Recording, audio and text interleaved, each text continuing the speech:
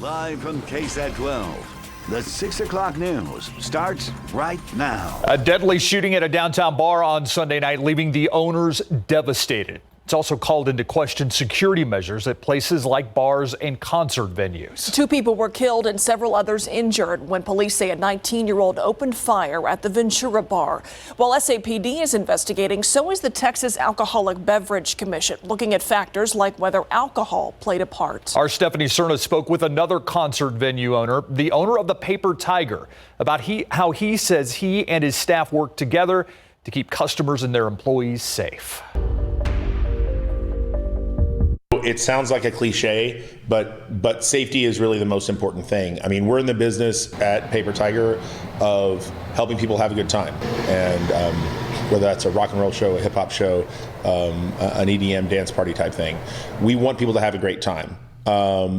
But making sure they do it safely is really important. Paper Tiger owner Chad Carey says they have security at every single show, no matter how small the crowd. Depending on the kind of show, there have been shows in the past where, depending on the promoter, depending on the artist, that we've, wanted people down and had, pat downs and things like that.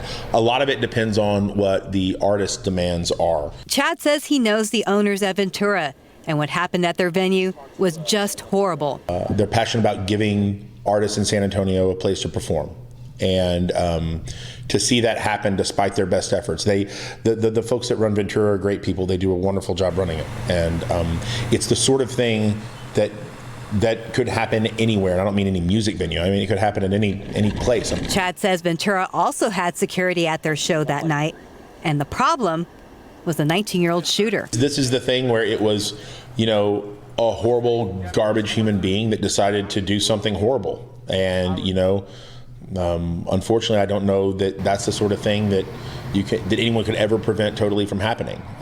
We take precautions, as I'm sure everybody else does. And one of those security precautions, Chad Carey tells us, is that they do not allow backpacks into the Paper Tiger. Now, they also tell us that they don't plan on changing the security measures that they already have in place anytime soon. We are live just north of downtown. Stephanie Cerna, KSAT12 News. All right, thank you, Stephanie. And happening right now, a vigil for the victims of Sunday night shooting is getting underway at the Ventura Bar. That's just off of Jones and Broadway downtown. 20-year-old Robert J. Martinez III and 25-year-old Alejandro Robles were both killed. This vigil is open to the public and will have coverage coming up tonight on the Night Beat. Last week, San Antonio's police chief said members of a federal task force, including San Antonio police officers, shot and killed a wanted felon after he rammed his truck into occupied police vehicles. Well, now surveillance video obtained by our defenders casts doubt on the chief's account of exactly what happened. Dylan Collier has reviewed the footage and has more on what it shows. Chief William McManus twice made the claim while speaking with reporters January 13th that Randy Goodale was shot and killed inside a truck after he rammed into law enforcement vehicles with officers inside. This video, recorded on a home surveillance system, disputes the chief's version of the fatal encounter and shows the truck containing Goodale was parked and backed into a driveway when task force members fired their weapons. You can watch the video in its entirety right now at KSAT.com. SAPD responds to this footage on the Night Beat. For the Defenders, Dylan Collier, KSAT 12 News. China now trying to contain the spread of a potentially deadly virus ahead of millions celebrating the Chinese New Year on Saturday. Public transportation has been suspended in Wuhan, China, where the outbreak began. 17 people have died, more than 500 cases now confirmed of the coronavirus. Other Asian countries also report cases of their own. Now, here in the U.S., the only confirmed case, a man in Seattle who had been to Wuhan, China. He had flu-like symptoms, but is now in what health officials are calling satisfactory condition while he remains in isolation. Our Jesse DeGoyato spoke to an infectious disease specialist at UT Health San Antonio who says a vaccine is in the works, but it will take some time before it's ready. Unless you've been to Wuhan, China, where an animal market became ground zero for the coronavirus or had contact with a confirmed case. It's unlikely that you have this disease. Along with treating patients, a UT Health San Antonio associate professor teaches students about infectious diseases. But this latest strain of coronavirus is new. It appears to be a respiratory virus. We're still learning more about the signs and symptoms in people. Yet thermal scanners checking for elevated body temperatures already are in use. They're at major U.S. airports with connecting flights in and out of China. But the incubation period, Bowling says, is still unknown. Even so, the CDC does have a diagnostic test so that they can actually confirm if there's infection in place, so I think that's a helpful tool as well. Besides, he says, countries are sharing information, even China. That's helpful that all these resources are being put to bear to learn more about this. The fear factor is understandable, he says. It's the time of year when there's a lot of coughing and sneezing, including the flu. What we do every day, and maybe should be doing more of, is what's recommended that we keep doing to help prevent the spread. Well, the general health practices are still the ways to go right now for respiratory viruses, to include this one. Lessons learned from other coronavirus strains, he says, could help further contain any other infections. As far as the U.S. goes, no need to panic. Right now, the CDC is putting this at a low immediate risk. Jesse Degollado, KSAT12 News. And the World Health Organization will meet tomorrow to discuss whether to declare the coronavirus a public health emergency.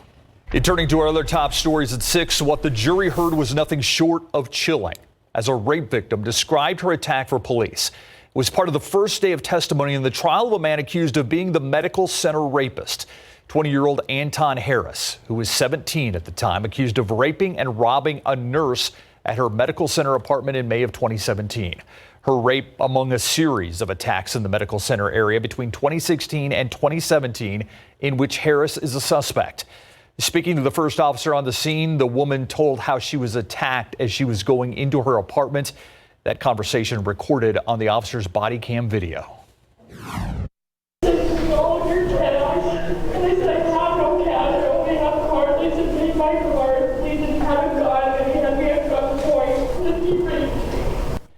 The security camera video from a nearby convenience store and DNA evidence led police to Harris 2 days later.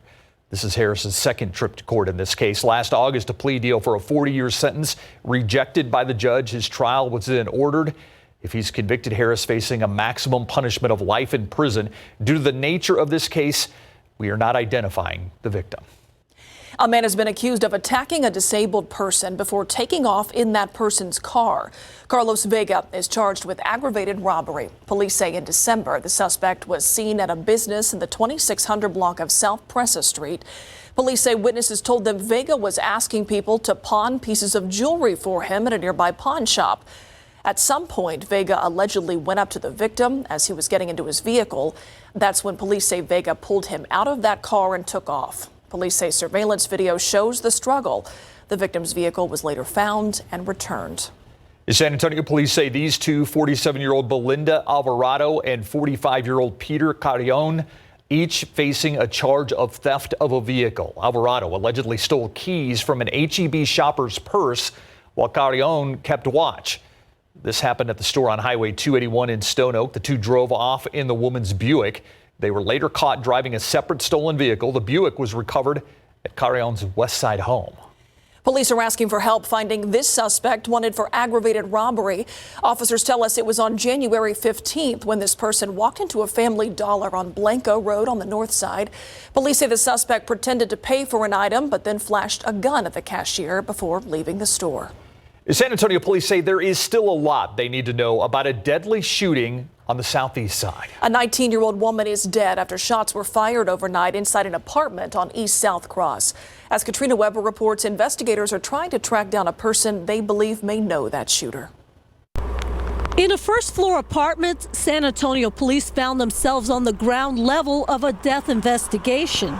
They flooded into the reserve at Pecan Valley Apartments around 1:30 this morning in response to a call about a shooting. And within minutes, they found out it was true. Officers on scene told us a 19-year-old woman was here in a bedroom with a single gunshot wound to her head. There's still some unanswered questions that we're looking into to determine exactly what happened here. Police did get a few clues up front from other people who were in the apartment in the 4000 block of East South Cross. They say they pointed a finger at a man who wasn't there anymore. Police say the others who were in that apartment told them right after they heard the gunshot ring out, they saw the man walk out, get into his car and drive away. According to a preliminary report, homicide investigators now consider that 23-year-old man to be a suspect in this case, perhaps the only person who can tell them who pulled the trigger and why. The woman died later at a hospital. We just know that the suspect and the victim were alone in a room by themselves. Investigators sealed off the entire apartment for nearly 5 hours while they dug through it for evidence. They did not find a gun. Police do hope to find answers, though, by tracking down that suspect. They ask anyone with information about this case to call them. Katrina Weber, KSAT12 News. Time saver traffic right now. TransGuide camera at 410 and Cherry Ridge. You can see the pavement is damp out there, but we're happy to report no major traffic issues at this hour. No rain. Still wet out there, though, and gloomy. Yeah, it's just been dreary all day. That picture earlier from TransGuide and this one, they've been about the same throughout the day, Adam. Yeah, it's what I like to call an old-fashioned rainy day. Just a classic rainy day. We had the showers earlier. Now we're just dealing with fog and drizzle. The aquifer is responding a little bit to the rainfall. So far, up 1/10 of a foot, but that number should continue to rise. Take a look at our pollen count. Mold is high. It usually spikes when we have these damp conditions. Mountain cedar moderate at 480, and ash. Welcome to the pollen count. It's the first time we've seen ash. It's low at 10. So foggy night and commute tomorrow morning. We will have some sunny and comfortable days, but also a little chance of rain over the weekend. I'll tell you more about all this coming up, Myra. All right, thanks, Adam. Turning now to Washington, where day 2 of President Donald Trump's impeachment trial continues. Following a marathon debate over the ground rules, opening statements got underway today. For the next 3 days, the Senate will hear formal arguments from the Democratic House managers. Democrats saying today the evidence is clear that the president abused his power and obstructed Congress, and they insist there is more to uncover. But their repeated attempts to subpoena witnesses and documents before today's opening statements failed. And they don't care what they destroy in the process of trying to destroy Donald Trump. I do care. So to my Democratic colleagues, you can say what you want about me, but I'm covering up nothing.